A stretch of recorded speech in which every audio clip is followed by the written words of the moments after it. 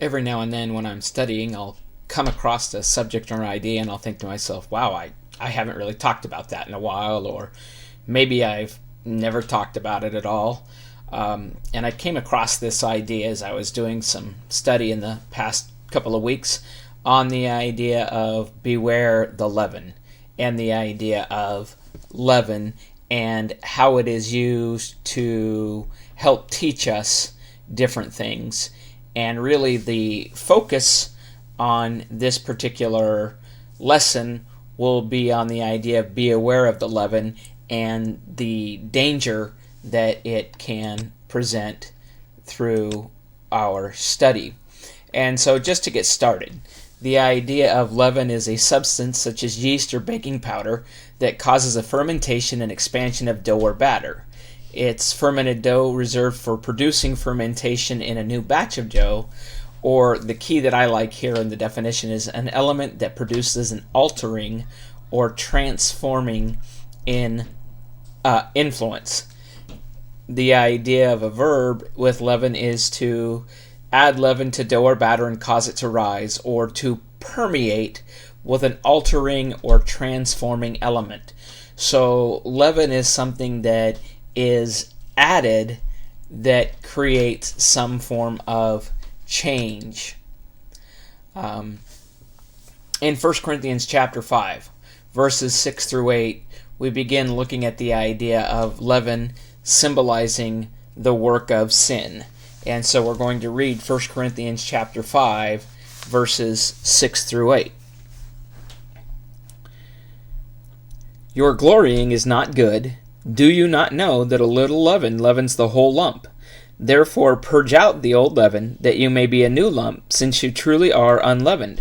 For indeed Christ our Passover was sacrificed for us. Therefore let us keep the feast, not with old leaven, nor with the leaven of malice and wickedness, but with the unleavened bread of sincerity and truth. And so this idea of purge out the old, take away those things that were a problem from the past, and deal with the unleavened or the unaltered and the pure that is talked about. And so as we go through, I want us to consider the idea that one sin actually leads to another, and then it can lead to another and another. And the idea that once it gets started, it is or can be a snowball effect that can lead us down a path that we absolutely do not want to go. And so it can get to a point where you become deeper and deeper and deeper entrenched in where you, from where you first started, and from where you actually made the first error or the first act. And instead of correcting that, it led to other things. It's the idea of when you tell a lie, and then you have to tell another lie to cover for the first lie, and then you need another lie to cover for that lie, and it just keeps going and going and going until pretty soon you can actually lose track of which lie you've told and possibly what the truth really is. But I want to take a look at an Old Testament example in 1 Kings, the 21st chapter, and I want to look at the first 16 verses of 1 Kings chapter 1, and then we'll take a look at how this idea of sin leading to additional sin. In 1 Kings chapter 21, beginning at verse 1, it says, And it came to pass, after the Jezreelite had a vineyard which was in Jezreel next to the palace of Ahab king of Samaria. So Ahab spoke to Naboth, saying, Give me your vineyard, that I may have it for a vegetable garden, because it is near, next to my house. And for it I will give you a vineyard better than that. Or if it seems good to you, I will give you its worth in money. And Naboth said to Ahab, The Lord forbid that I should give the inheritance of my father to you. So Ahab went into his house, sullen and displeased because of the word which Naboth spoke. The Jezebite had spoken to him, for he had said, I will not give you the inheritance of my fathers. And he lay down on his bed, and he turned away his face, and he would eat no food. Verse 5. But Jezebel his wife came to him and said to him, Why is your spirit so sullen that you eat no food?" So he said to her, "Because I spoke to Naboth the Jezreelite, and said to him, 'Give me your vineyard for money, or else if it pleases you, I will give it to you for another vineyard.' And he answered, 'I will not give you my vineyard.'" Verse 7, "Then Jezebel his wife said to him, 'You now exercise authority over Israel. Arise and eat food, and let your heart be cheerful. I will give you the vineyard of Naboth the Jezreelite.' So she wrote letters in Ahab's name, sealed them with his seal, and sent the letters to the elders and the nobles who were dwelling in the city with Naboth." Verse 9, "And she wrote in the letters, saying, 'Proclaim a fast, and seat Naboth with high honor among the people, and seat 2 men, scoundrels, before him to bear witness against him, saying, You have blasphemed God and the king. Then take him out, and stone him that he might die.'" Verse 11, "So the men of the city, the elders and nobles, who were inhabitants of this city, did as Jezebel had sent to them, as it was written in the letters which she had sent to them. They proclaimed a fast, and seated Naboth with high honor among the people. And 2 men, scoundrels, came in and sat down before him, and the scoundrels witnessed the presence of the people, saying, 'Naboth has blasphemed God and the king.' Then they took him outside the city and stoned him with stones so that he died. Then they sent to Jezebel, saying, 'Naboth has been stoned and is dead.' And it came to pass, when Jezebel had heard that Naboth had been stoned and was dead, that Jezebel said to Ahab, 'Arise, take possession of the vineyard of Naboth the Jezreelite, which he refused to give you for money, for he is not alive, but dead.' So it was, when Ahab heard that Naboth was dead, that Ahab got up, went down to take possession of the vineyard of Naboth the Jezreelite." And so we see here this idea of, initially, we have what we would consider the sin of jealousy or envy, and the idea that Naboth wanted something, that Ahab wanted something that Naboth had that wasn't his to take. And so he tried to take possession of it, and when he was not allowed to do so by Naboth, he then basically, we would say, goes and he sits in his room and he pouts about not being able to take what somebody else has. What we need to think about here is that Ahab had plenty. Ahab didn't need this particular vineyard when you consider all of the things that Ahab had, but he wanted something that someone else had. And when his wife finds out that there is something that he desires, that he is upset about, she actually writes letters in her husband's name. So she lies and pretends to be pretends to be Ahab, and she sets it up so that 2 men will come to this feast where Naboth is present, and they will lie about Naboth, and then they will take him out, they will stone and kill him. All of this so that Ahab can have this vineyard. So we start just with the idea of desiring something that belongs to someone else. It ultimately leads to lies and more lies and then murder. And so we see here just a tremendous progression in how sin can start small, potentially, just desiring something that someone else has, not actually taking any negative action, but as time progresses, then action is taken, or action is taken, in this case, on his behalf, up to and leading to the point of death. And actually, we'd say murder of Naboth all over this vineyard. And then we have the idea of the sin of compromise, or making God a lesser priority and being willing to associate with evil companions. In 1 Kings chapter 16 and verse 31, we can see here the statement, and I'll read the full statement. And it came to pass, as though it had been a trivial thing for him to walk in the sins of Jeroboam the son of Nebat, that he took his wife Jezebel, the daughter of Ethbaal, king of the Sidonians, and went and served Baal and worshipped him. And so this is actually talking about initially where the sin of not avoiding evil companions, but the choice to associate with the evil companions and to take a wife from the Sidonians, and it is this wife who ultimately is the one that performs the murder. And in his mind, it was simply the idea of, or it started clear back when he was not willing to listen to God and God's teaching, and he chose to associate with evil companions. He thought it was a trivial thing. So we understand from this example that one sin leads to another. In Proverbs, the first chapter, verses 10 through 16, the wise man says, "My son, if sinners entice you, do not consent.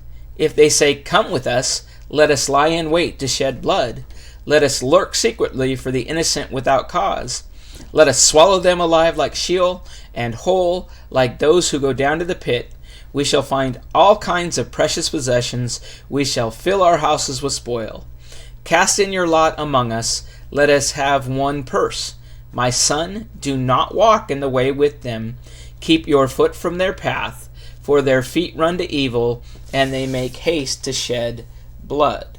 And so there is the idea of, if someone comes to you, if sinner comes to you and tries to get you to do evil, do not consent.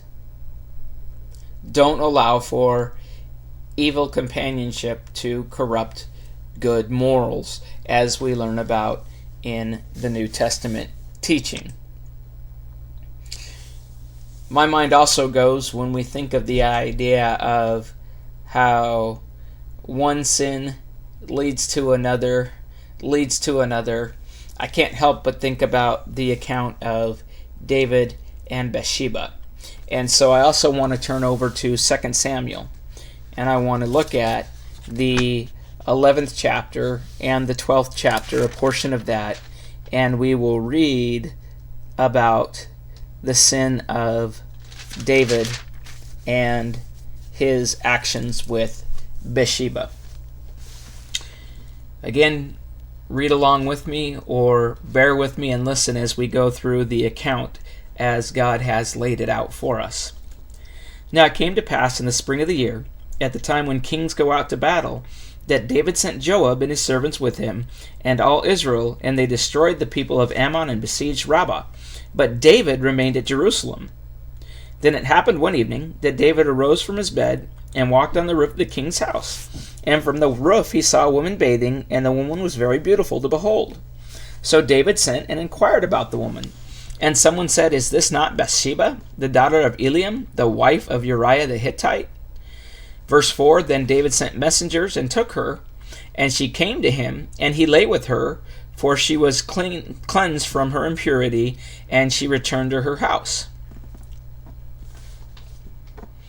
And the woman conceived, so she sent and told David, and said, "I am with child." Then David sent to Joab, saying, "Send me Uriah the Hittite." And Joab sent to Uriah to David. And when Uriah had come to him, David asked how Joab was doing, and how the people were doing, and how the war prospered. Verse 8, And David said to Uriah, "Go down to your house and wash your feet." So Uriah departed from the king's house, and a gift of food from the king followed him. But Uriah slept at the door of the king's house with all the servants of his lord, and did not go down to his house. So when they told David, saying, "Uriah did not go down to the house," David said to Uriah, "Did you not come from a journey? Why did you not go down to your house?" Verse 11, And Uriah said to David, "The ark and Israel and Judah are dwelling in tents, and my lord Joab and the servants of my lord are encamped in the open fields. Shall I then go to my house to eat and drink and to lie with my wife? As you live and as your soul lives, I will not do this thing." Then David said to Uriah, "Wait here today also, and tomorrow I will let you depart." So Uriah remained in Jerusalem that day and the next. Now when David called him, he ate and drank before him, and he made him drunk. And at evening he went out to lie in his bed with servants of his Lord, but he did not go down to his house. Verse 14, Then in the morning it was so that David wrote a letter to Joab and sent it by the hand of Uriah. And he wrote in the letter, saying, Set Uriah in the forefront of the hottest battle, and retreat from him, that he may be struck down and die. So it happened, while Joab besieged the city, that he assigned Uriah to a place where he knew there were valiant men. Then the men of the city came out and fought with Joab, and some of the people of the servants of David fell, and Uriah the Hittite died also. Verse 18, Then Joab sent and told David all the things concerning the war, and charged the messenger, saying, When you have finished telling the matters of the war to the king, if it happens that the king's wrath rises, and he says to you, Why did you approach so near to the city when you fought? Did you not know that they would shoot from the wall? Who struck Abimelech the son of Jerubbesheth? Was it not a woman who cast a piece of a millstone on him from the wall, so that he died in Thebez? Why did you go near the wall? Then you shall say, Your servant Uriah the Hittite is dead also. Verse 22. So the messenger went, and came and told David all that Joab had sent by him. And the messenger said to David, Surely the men prevailed against us, and came out to us in the field. Then we drove them back as far as the entrance of the gate. Verse 24. The archers shot from the wall at your servants, and some of the king's servants are dead, and your servant Uriah the Hittite is dead also. Then David said to the messenger, Thus you shall say to Joab, Do not let this thing displease you, for the sword devours one as well as another. Strengthen your attack against the city and overthrow it, so encourage him. And when the wife of Uriah heard that Uriah her husband was dead, she mourned for her husband. And when her mourning was over, David sent and brought her to his house, and she became his wife and bore him a son. But the thing that David had done displeased the Lord. Picking up in chapter 12, verse 1. Then the Lord sent Nathan to David, and he came to him and said to him, There were 2 men in one city, one rich and the other poor. The rich man had exceedingly many flocks and herds, but the poor man had nothing except one little ewe lamb, which he had bought and nourished, and it grew up together with him and with his children. It ate of his own food and drank from his own cup, and lay in his bosom, and it was like a daughter to him. Verse 4, And a traveler came to the rich man, who refused to take from his own flock and from his own herd to prepare one for the wayfaring man who had come to him. But he took the poor man's lamb and prepared it for the man who had come to him. Then David's anger was greatly aroused against the man, and he said to Nathan, As the Lord lives, the man who has done this shall surely die. Continuing on, David's anger was greatly aroused, and he shall restore fourfold for the lamb, because he did this thing, and because he had no pity. Then Nathan said to David, You are the man. Thus says the Lord God of Israel, I anointed you king over Israel. I delivered you from the hand of Saul. I gave you your master's house and your master's wives into your keeping, and gave you the house of Israel and Judah. And if that had been too little, I also would have given you much more. Why have you despised the commandment of the Lord to do evil in his sight? You have killed Uriah the Hittite with the sword. You have taken his wife to be your wife, and have killed him with the sword of the people of Ammon. Now therefore the sword shall never depart from your house, because you have despised me, and have taken the wife of Uriah the Hittite to be your wife. Thus says the Lord, Behold, I will raise up adversity against you from your own house, and I will take your wives before your eyes, and give them to your neighbor, and he shall lie with your wives in the sight of this sun. For you did it secretly, but I will do this thing before all Israel, before the sun. Then David said to Nathan, I have sinned against the Lord. And Nathan said to David, The Lord has also put away your sin. You shall not die. However, because by this deed you have given great occasion to the enemies of the Lord to blaspheme, the child also whom is born to you shall surely die. And then Nathan departed to his house. And the Lord struck the child that Uriah's wife bore to David, and it became very ill. David therefore pleaded with God for the child, and David fasted and waited in and lay all night on the ground. So the elders of his house arose and went to him to raise him from the ground. But he would not eat, nor did he eat food with them. Then on the same seventh day it came to pass that the child died, and the servants of David were afraid to tell him that the child was dead. For they said, Indeed, while the child was still alive, we spoke to him, and he would not heed our voice. How can we tell him that the child is dead? He may do some harm.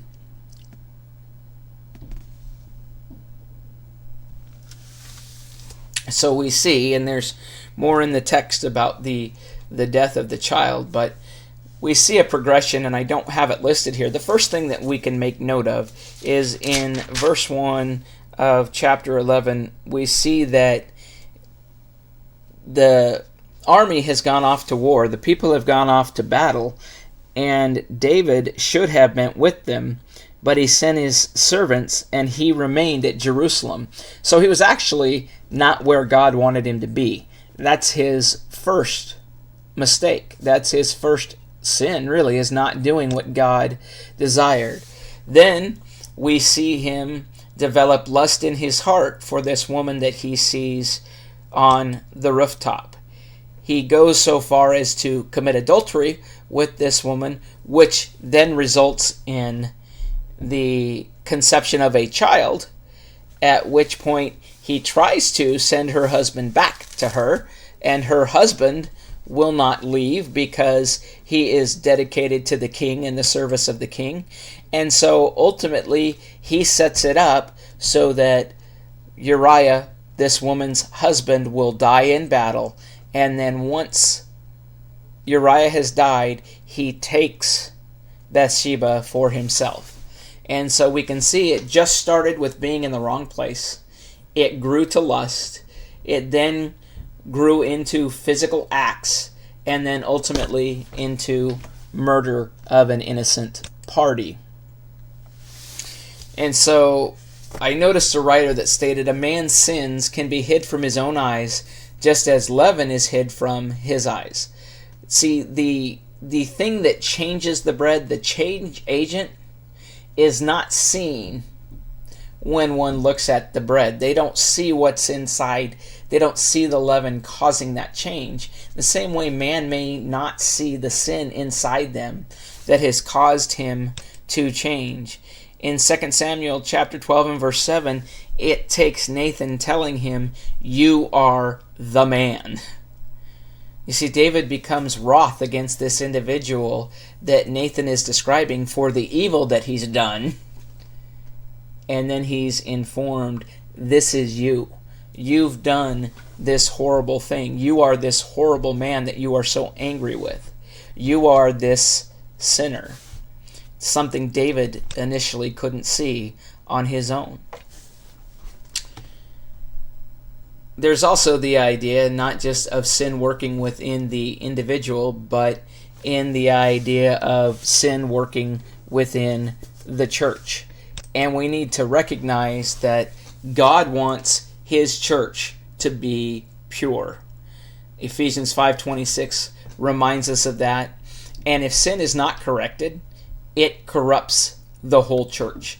If it is not taken care of, then it will continue to eat away at the entire entity that is that local congregation. And the method of withdrawing is the method of purging out that sin that's talked about in 1 Corinthians chapter 5 and verse 7. And also it talks about the idea that once those who are put outside, God will judge. And so we need to make sure that we are keeping his church pure by putting the evil away from the church or out of the church. And he actually gives us a method for doing this. Turn over, if you would, to Matthew, the 18th chapter. And this is a subject and a topic that is often ignored, or the act that is necessary is not done. But we have been given the plans for the process of how to purge out the sin from within a congregation. And we need to recognize that we need to be ready to do it because Christ demands purity in his church. God demands purity in his church. But it's also for the benefit of the sinner. It's for the sinner to recognize his error and come back, to repent of his erring way, to feel the shame and the remorse for his actions. In Matthew chapter 18, beginning at verse 15, it says, "If your brother sins against you, go and tell him his fault between you and him alone. If he hears you, you have gained your brother. But if he will not hear you, take with you one or two, that by the mouth of 2 or 3 witnesses every word may be established. And if he refuses to hear them, tell it to the church. But if he refuses even to hear the church, let him be to you like a heathen and a tax collector. I say to you, whatever you bind on earth will be bound in heaven, and whatever you loose on earth will be loosed in heaven." And this idea of let him be to you like a heathen and tax collector is to say, let him be viewed to you as a sinner. He must be removed. There has been opportunity. There has been individual attempt first. There's been no success with that. There's been the attempt with witnesses as the law required. It required the testimony of more than just one. He would not hear the witnesses. And so it goes to the church. And if he refuses to hear, then that one must be withdrawn from or seen as a heathen and a tax collector. So with this idea of beware of leaven, the solution to the problem is purging out the old leaven that was discussed in the beginning in 1 Corinthians chapter 5. And that purging of leaven needs to take place both in the individual and in the church. As it pertains to the individual, we need to purge out the leaven of sin before it runs its course. And in the case of, or in James chapter 1 talks about this. The progression of sin says, "Let no one say when he is tempted, I am tempted by God. For God cannot be tempted by evil, nor does he himself tempt anyone. But each one is tempted when he is drawn away by his own desires and enticed. Then when desire has conceived, it gives birth to sin. And sin, when it is full grown, brings forth death." And so that leaven, that sin, needs to be drawn out before it reaches its ultimate conclusion, which is that of death. In regards to the church, it must purge out the leaven of sin before its influence and effectiveness can become corrupted and destroyed. And if you look back in the letters to the church at Thyatira, one of their problems was they did not deal with sin that was taking place within that church. And so they were reprimanded for that. So here is our conclusion as we consider the idea and as we look at the idea of leaven as it relates to or as it symbolizes sin and how it can grow and manifest and create a problem. We must recognize, according to Galatians chapter 5 and verse 9, that a little leaven leavens the whole lump. And we could sum that up in regards to our lesson as saying that a little bit of sin destroys the whole body. It destroys the individual and it destroys the local congregation. And so the only way to get rid of that is to purge out the leaven, which is to say, purge out the sin from the individual and purge out the sin from the congregation. I appreciate your time. Hope this was beneficial to you. It was a little bit of more reading than I would normally like to do. I encourage you to go back and take a look at the verses that we looked at, read through them on your own, and see what it is that God has to say about this very important topic. Thank you.